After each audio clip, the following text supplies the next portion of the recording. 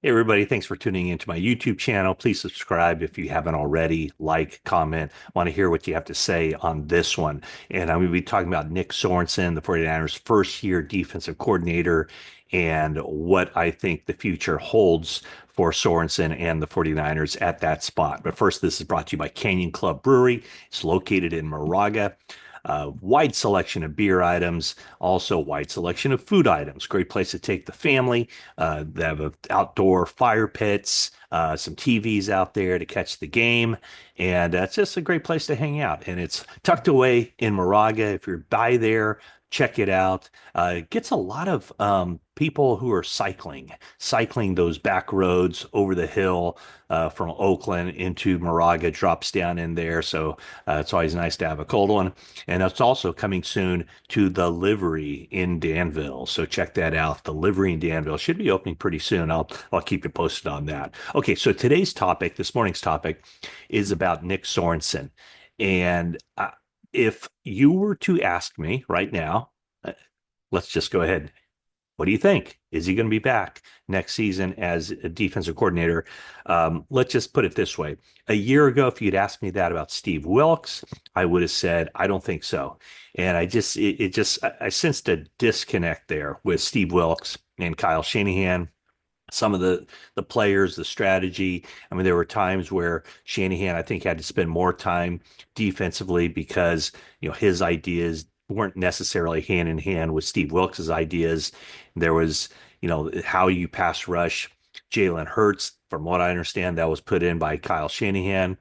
The decision to have Charvarius Ward shadow DK Metcalf on a Thursday night. I think it was a Thursday night game up in Seattle. That apparently was John Lynch's idea. So there were certain things that kind of popped in through the season where you kind of felt like other people were kind of interjecting and adding their thoughts and basically designing part of the game plans. Steve Wilks was in a tough spot. He's a really good coach, highly respected, but he wasn't from this system of that Seattle Pete Carroll system that the 49ers have wanted to deploy ever since Kyle Shanahan became the head coach in 2017. So now we fast forward to this year. Do I think that Nick Sorensen will be back? My personal opinion is yes, because I don't see the same disconnect at all. And I think that uh, if I were Kyle Shanahan, I don't think I'd want to be the guy who would be bringing in four different defensive coordinators in 4 years. And obviously, it goes back to D'Amico Ryans getting the head coaching job with the Texans. So he was in that job for 2 years. Before that, Robert Saleh, but D'Amico Ryans was in 2022, Steve Wilks last year, Nick Sorensen this year. Now, the two guys that I've thought about who potentially could take over as defensive coordinator, one would be Robert Saleh, but I'm not sure Saleh would want to come back to the 49ers, come back to Kyle Shanahan. He got his head coaching opportunity with the Jets based on what he did as a defensive coordinator with the 49ers. I don't know that he'd just want to retrace his steps and go back. So I don't think Saleh would necessarily have the 49ers as a first option for him for where his landing spot is going to be next season. And the other one is Jeff Ulbrich. Ulbrich was somebody that Kyle Shanahan kind of went after last year after deciding to move on from Steve Wilks. And I have talked to Ulbrich in the past, who obviously now serving as the interim head coach of the Jets. When I've talked to Ulbrich, he just um, un unsolicited brought up how Kyle Shanahan's one of the smartest. He named two people, but that Shanahan was the smartest or one of the smartest football minds he's ever been around. So, Shanahan did pursue Ulbrich last year. That didn't work out. And so he ended up going with Sorensen. And the point I'd want to make about Sorensen is I just remember back in 2017 and 2018, a lot of people fire Saleh. That was the big mantra is that 49ers, after 1 year, fire Saleh. And so here's what I think. Whenever you're working with somebody, you're always going to have a better idea of the person and the work ethic and how a person does their job. I mean, if you're sitting in a cubicle next to somebody and maybe the results, whatever it is, maybe the results aren't, it's difficult to tell by the results. you'll know because you're working closely with somebody how somebody is in that job. Maybe the results are better than what the person is putting out there as far as work ethic and just diligence and everything else. Other times, maybe the results aren't there, but you might say, "Oh, he's heading in the right direction, or she's heading in the right direction because of this and this and this." I get the sense that the people closest to the 49ers, those who are in the meeting rooms, those also on the coaching staff, have a high opinion of Nick Sorensen, how he goes about his job.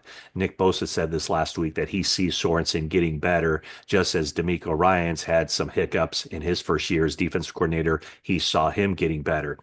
The other part is, the numbers. I do look at yards allowed.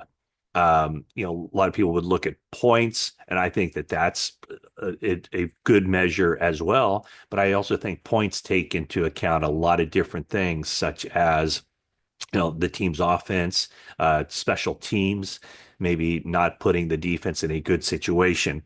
So there are a lot of tools you can use and a lot of more advanced metrics that you could use, but I'd look at where the 49ers are, the challenges that they faced this season, the challenges that Nick Sorensen has faced, basically a whole new defensive line.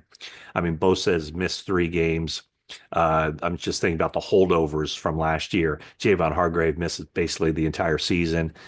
Kevin Givens has missed basically the entire season.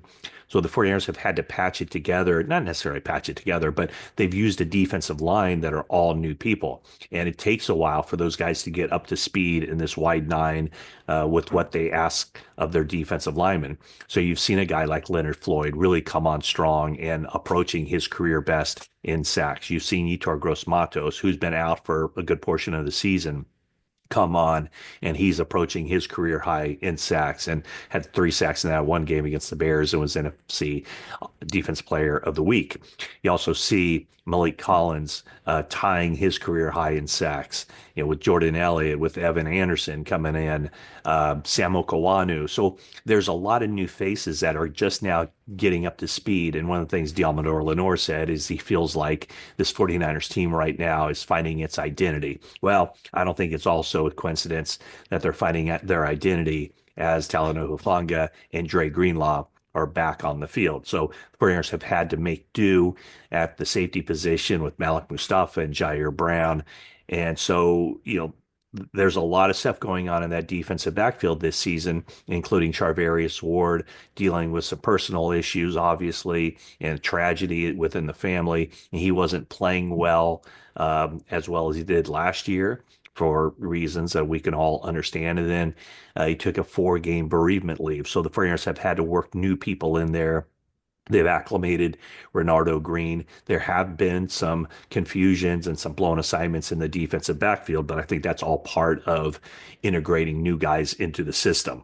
You look at no Dre Greenlaw. So what does that mean? That's meant Devondre Campbell. That's meant D Winters, starting at linebackers. The positions. I mentioned Hargrave out for the season. So there have been its share of challenges for the 49ers. But if you look at yards allowed last season, the 49ers were 8th in the NFL in yards allowed, 8th best, meaning, yeah, one is number one best.